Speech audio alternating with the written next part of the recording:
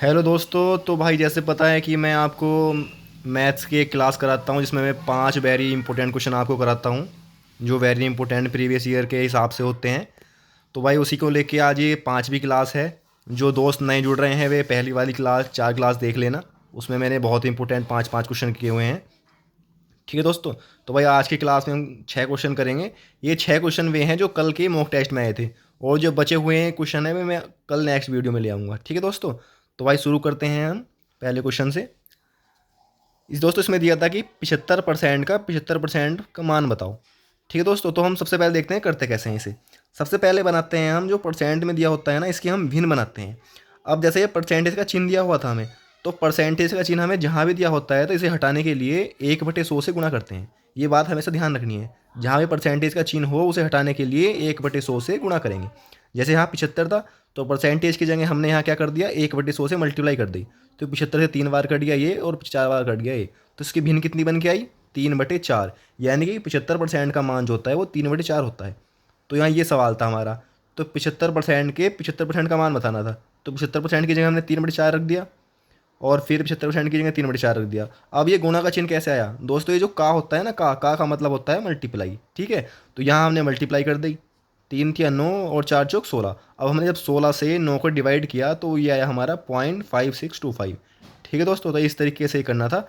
बस ये सीखना है कि परसेंटेज को हटाने के लिए 1/100 से गुणा करते हैं, और इस तरीके से ये एक भिन्न में बदल जाता है। ठीक है दोस्तों, ये इसमें समझने वाली चीज़ थी। अब देखते हैं दोस्तों, ये पाइप और टंकी वाला सबसे जो इजी सवाल होता है ना, सबसे वो सवाल है ये।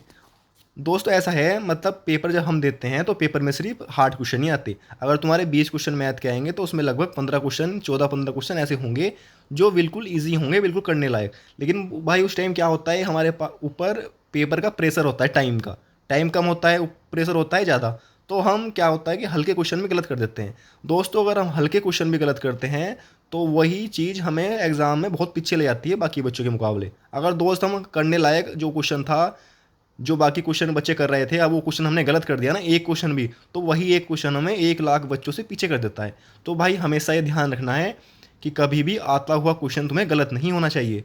अगर जो क्वेश्चन हार्ड है या मॉडरेट है, वो सबके लिए मॉडरेट है। अगर वो तुमसे नहीं हो रहा है तो उसमें दिक्कत नहीं है। लेकिन जिस क्वेश्चन को सभी बच्चे कर रहे हैं दोस्तों, वो क्वेश्चन तुम्हारा सही होना चाहिए। ठीक है। तो दोस्तों शुरू करते हैं। यहाँ पर 2 पाइप के बारे में दिया हुआ था। 2 पाइप हैं पी और क्यू। एक टंकी को क्रमशः 20 घंटे तथा 30 घंटे में भर सकते हैं। तो यदि दोनों पाइपों को एक साथ खोल दिया जाए तो टंकी कितने में भर जाएगी। तो देखो दोस्तों हम किस तरीके से करते हैं। जैसे ए कितने घंटे में भरता है, 20 मिनट, 20 घंटे, और बी भरता है 30 घंटे। तो सबसे पहले क्या करना होता है दोस्तों, इन दोनों चीज़ों को, इन दोनों संख्याओं का एलसीएम लेना होता है हमें। ठीक है। इन दोनों का एलसीएम कितना आ गया, 60। उसके बाद क्या करना होता है, इन दोनों संख्याओं से जिसे डिवाइड करते हैं, यानी भाग करते हैं। ये 20 से हमने 60 को भाग करा, कितनी बार कटा, 3 बार। इसी प्रकार हमने 30 से 60 को भाग करा, कितनी बार कटा, 2 बार। ठीक है। उसके बाद क्या करना है, ये इनकी समताएं आ गई, कितने समताएं हैं इनकी। तो यदि दोनों पाइपों को एक साथ खोलेंगे, अब इन दोनों पाइपों को एक साथ खोलना है। ये पाइप एक 3 है, इसकी समता इसकी 2 है। तो जब हम दोनों को जोड़ देंगे तो कितनी आ जाएगी, 5। अब क्या करना है, इस 5 से इस पूरी टंकी के जो इसमें आ सकता था, इसे भाग कर देंगे। यानी कि 60 को 5 से भाग, तो हमारा टोटल कितना आएगा, 12 घंटे। यानी कि अगर हम दोनों को एक साथ खोल दें तो टंकी हमारी 12 घंटे में भर जाएगी। ठीक है दोस्तों, समझ गए होंगे कैसे करना होता है। भाग करो, इसकी एफिशिएंसी निकालो, जोड़ने को जोड़ो और भाग कर दो। ठीक है दोस्तों। अब देखते हैं भाई तीसरे नंबर का सवाल। ये एक क्वेश्चन मैं तुम्हें हर क्लास में कराता हूँ, क्योंकि दोस्तों बहुत इंपॉर्टेंट क्वेश्चन है, आना है, इस वजह से मैं तुम्हें कराता हूँ। एक की जगह 2 भी आ सकते हैं एग्जाम में। इसमें दिया हुआ था 1.6 और 3.6 का मध्य अनुपाती, और 5 और 8 के तृतीय अनुपाती का अनुपात बताओ। यानी कि इसमें एक तो मध्य अनुपाती का फार्मूला लगेगा और एक तृतीय अनुपाती का फार्मूला लगेगा।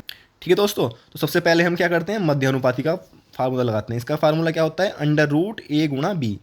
तो हमारा ए का मान कितना था, 1.6, और बी का मान कितना था, 3.6। अब दोस्तों पॉइंट वाली जो हमारे वर्गमूल निकालने के लिए क्या करते हैं, मतलब ये तरीका ऐसा है कि तुम्हारा कभी गलत नहीं होगा। कुछ बच्चों का ये गलत हो जाता है कि जो संख्या पॉइंट में दी हुई होती है उनके वर्गमूल निकालने में दिक्कत होती है। तो करते क्या है, पहले इनका पॉइंट हटाओ और 1 लगाओ अपनी तरफ से। अब ये देखते हैं पॉइंट के पीछे संख्या कितनी है। पॉइंट के पीछे एक संख्या है तो 0 1 0 लगा दिया। ऐसे ही यहाँ पॉइंट हटाया, 1 अपनी तरफ से। पॉइंट के पीछे की संख्या कितनी थी, 1, तो यानी कि 1 0। अगर पॉइंट के पीछे 2 संख्या होती है तो हम लगाते 2 0। ठीक है दोस्तों। अब इसका वर्गमूल कर दो। 16 का वर्गमूल कितना होता है, 4, और 36 का वर्गमूल होता है 6। अब देखिए दोस्तों, ये 10 और 10 कितने हो गए, 100 बन गया था ये। अब तो 100 का वर्गमूल कितना होता है, 10, तो हमने नीचे लिख दिया 10। तो 4 × 24/10। तो 10 का जब हम पॉइंट लगाएंगे 24 में, तो कहाँ आएगा दोस्तों, यहाँ आ जाएगा एक संख्या के पहले, तो 2.4 हो गया। अब इसी तरीके से हम तृतीय अनुपात निकालेंगे। तृतीय अनुपात का फार्मूला क्या होता है दोस्तों, b² / a। तो ये हमारा a का मान है, ये हमारा b का मान है, ठीक है। तो b² करना है यानी कि 8 × 8 और a का मान 5, तो 64/5। अब इन दोनों को हमें एक जगह लिख दिया। 2.4/10 ये वाला था, 2.4 था, ये 64/5 था। हमने पॉइंट हटा के इसका 10 लिखा नीचे।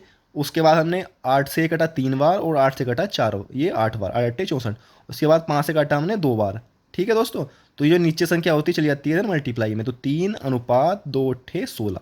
तो आंसर क्या आ गया दोस्तों इसका, 3:16, ठीक है दोस्तों। तो आपको इसके फार्मूले याद करके चलने हैं भाई। मैं हर क्लास में बताता हूँ कि फार्मूले तुम्हारे याद होने चाहिए। अगर फार्मूले तुम्हारे याद नहीं है तो क्वेश्चन ये तुम्हारा 100% गलत होना है, और ये क्वेश्चन आना जरूर है, ठीक है। तो भाई अगला क्वेश्चन करते हैं अब दोस्तों। ये क्वेश्चन है नंबर सिस्टम से, देखते हैं कैसे करते हैं इसे। भागाकार के एक सवाल में भाजक भागफल का 10 गुना और शेषफल का 5 गुना है।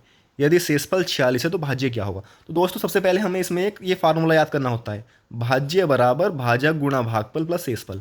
ये तुम्हें याद कर लेना है। जो भी मैं नया तुम्हें कोई किसी भी क्वेश्चन में तुम्हें कोई फार्मूला बताता हूँ तो तुम उसे अलग से लिख लिया करो, ठीक है। ये बहुत काम आते हैं लास्ट में जाके, ठीक है। तो ये फार्मूला हो गया। अब जो जो चीज़ हमें दे रखी थी वो इसमें फार्मूले में लिख देनी है। तो भाज्य बराबर, यहाँ पे हमें शेषफल का मान दिया हुआ था। यदि शेषफल जो है 46 है, यहाँ ही से शुरू होता है क्वेश्चन। शेषफल कितना आ गया दोस्तों, 46। अब उसने कहा था जो भाजक है भागफल का तो 10 गुना है, लेकिन शेषफल का 5 गुना है। जो भाजक है यानी ये वाली संख्या है शेषफल की 5 गुनी, यानी कि 46 की 5 गुनी। 46 के 5 गुना कितना होगा, 230। तो हमारा भाजक कितना आ गया, 230। उसके बाद क्या कह रहा है वो, जो भाजक था भागफल का 10 गुना था, यानी ये 230 आया ना, ये जो हमारा भागफल था इसका 10 गुना था। अब 230 किसका 10 गुना है बताओ, 23 का 10 गुना है ना। तो ये अपनी तरफ से लिखना है भाग करके। तो 23 का 10 गुना 23, 230 होता है। तो हमारा भागफल कितना आ गया, 23। अब इन दोनों ही करनी है हमें गुणा। 230 की और 23 की मल्टीप्लाई कितनी आती है, 5290, और 46 से जोड़ना था इसमें। तो टोटल कितना हो गया दोस्तों, ये 5336। ये इसका करेक्ट आंसर हो गया। तो दोस्तों तुम्हें ये वाला फार्मूला याद होना चाहिए। दोस्तों ये क्वेश्चन काफ़ी पूछा जाता है। मैं जो भी क्वेश्चन तुम्हें कराता हूँ समझो बहुत ज़्यादा इंपॉर्टेंट होता है वो। तो तुम्हें एक भी क्वेश्चन भाई छोड़ना नहीं है। एक कॉपी बना लो पतली सी और उन्हें लिखते चलो, तुम्हारी एक इंपॉर्टेंट क्वेश्चन की कॉपी तैयार हो जाएगी। और अगर तुम एग्जाम से पहले इस कॉपी को रिवाइज करके जाओगे ना तो भाई साहब बिल्कुल गदर काट दोगे, मजा आ जाएगा मैथ में, ठीक है। अब करते हैं दोस्तों ये हम अपना 5वें नंबर का क्वेश्चन। दोस्त वेरी वेरी इंपॉर्टेंट क्वेश्चन है दोस्तों। वैसे तो मैं जो भी कराता हूँ 5 के 5 क्वेश्चन वेरी इंपॉर्टेंट होते हैं, ये और भी ज़्यादा इंपॉर्टेंट है। ये इस टाइम ट्रेंडिंग में है। दो संख्याओं का एलसीएम तथा एचसीएफ क्रमशः 60 और 3 है। यदि संख्याओं का अंतर 3 है तो इन संख्याओं का योग बताओ। तो दोस्तों सबसे पहले हम लिख लेते हैं क्या क्या दिया हुआ है। एलसीएम दिया हुआ है हमारा 60, एचसीएफ दिया है हमारा 3। उसके बाद क्या करते हैं इस तरीके के क्वेश्चन में दोस्तों, सबसे पहले हमें संख्याएं माननी होती हैं। तो संख्याएं हमने मान ली ए और बी। जब हमने संख्याएं मान ली होती हैं तो वे संख्याएं जो हैं उनकी मल्टीप्लाई हम एस से करनी होती है। जो भी हमारा एस होगा ना, मैस है, उसकी मल्टीप्लाई नहीं ए बी से करनी होगी। तो 3a हो गई पहली संख्या और दूसरी कितनी होगी 3b। ये हमारी दो संख्याएं आ गई, ठीक है दोस्तों। उसके बाद उसने क्या बोला था, इन यदि संख्याओं का अंतर 3 है, यदि इन दोनों संख्याओं का जो अंतर है ना, अंतर वो 3 के बराबर है, तो दोनों का अंतर 3 आ गया। यहाँ से लिया हमने 3 कॉमन, तो a माइनस बी अंदर। अब 3 से 3 यहाँ कट गया तो a माइनस बी का मान आ गया 1। तो ये समीकरण फर्स्ट हो गई, ठीक है दोस्तों। उसके बाद क्या होता है, उसके बाद हमें दे रखा था 60। तो अगर हम इन दोनों का एलसीएम दे रखा था हमारा 60, इन दोनों संख्याओं का अगर हम एलसीएम निकालते हैं, एलसीएम निकालने के क्या करेंगे, इन दोनों की गुणा। 3 तो बाहर आ गया इसका कॉमन, और ए बी यानी कि 3ab, इनका हमारा एलसीएम कितना है 60। यहाँ से 3 काटेंगे से कितना आएगा 20। ये हमारी दूसरी संख्या आ गई समीकरण। a माइनस बी का मान तो 1 है। अब ए बी का इनकी गुणा का मान आता है 20।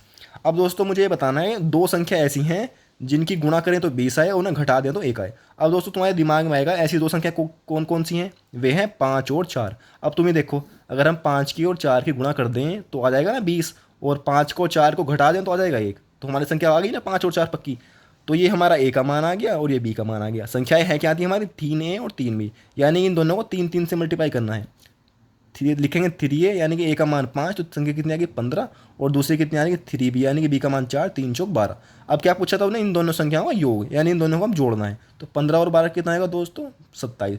दोस्तों इसका एक पूरा प्रोसेस होता है, ये नहीं कि हम इसे शॉर्ट तरीके से कर सकते हैं, ठीक है दोस्तों। तुम्हें पूरे प्रोसेस के साथ करना होगा, इसी वजह थोड़ा सा क्वेश्चन हार्ड होता है, ठीक है दोस्तों। आई होप ये समझ में आया होगा। ये क्वेश्चन बहुत ही इंपॉर्टेंट है, आप इसे चाहे दो बार देख लेना, ठीक है। तो दोस्तों आज हम करते हैं अपना आखिरी सवाल, छठे नंबर का। आज मैं 6 क्वेश्चन लेके आया था। एक ये ट्रेन का क्वेश्चन दोस्तों, वेरी वेरी इंपॉर्टेंट क्वेश्चन है। एक ट्रेन 600 मीटर और 300 मीटर लंबे दो पुलों को क्रमशः 80 सेकंड तथा 60 सेकंड में पार करती है। ट्रेन की लंबाई क्या थी दोस्तों? जो कल का हमारा मॉक टेस्ट था उसमें क्वेश्चन था, उसमें जो ये 80 है ना, इस 80 की जगह 180 दे रखा था। ठीक है, तो दोस्तों इसे तुम सही कर लेना। ये आपका गलत भी हो जाएगा इस वजह से, क्योंकि क्वेश्चन में 180 था, लेकिन इसका सही क्या है? इसका सही जो है 80 है सिर्फ। ठीक है, तो इस वजह से तुम्हारा ये क्वेश्चन गलत हुआ होगा। तो यहाँ काट के हमने 180 की जगह 80 कर दिया है। तो दोस्तों ये करना क्या होता है, इसमें हमें ट्रेन की लंबाई ज्ञात करनी है। सबसे पहले क्या है, हम ट्रेन की लंबाई मान लेंगे हम एल। ठीक है दोस्तों, और उसके बाद हमें फार्मूला पता है कि चाल बराबर दूरी बटे समय होता है। तो चाल बराबर क्या हो गया? दूरी बटे समय। अब दूरी क्या है? वो शुरू में 60 मीटर लंबे, एक तो 600 मीटर लंबा है और एक 300 मीटर। तो हम शुरू में पहले वाले की बात करेंगे।